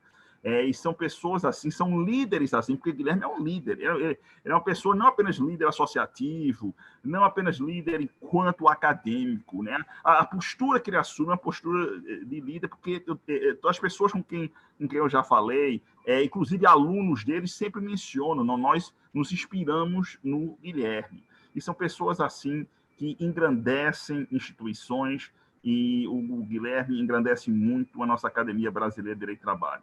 Guilherme, em nome da academia, em nome de todos os acadêmicos, registro novamente, né? Seja extremamente bem-vindo, venha para dialogar, para discutir, para que nós possamos crescer juntos. Muito obrigado, meu amigo, muito obrigado por essa entrevista, foi absolutamente fantástica, ok? Então, para esse grande menino de Taubaté, né? Um abraço, Guilherme. Muito obrigado, meu amigo. Um abraço a você, a sua família, e eu estarei sempre à disposição da academia e à sua disposição, viu, meu amigo? Você é um queridíssimo amigo, eu levo para a vida. Obrigado também por ter me ciceroneado aqui nessa entrevista. Muito obrigado. Vamos juntos. Ok. Um abraço, então. Então, encerramos aqui essa nossa, né, entrevista. Vamos lá.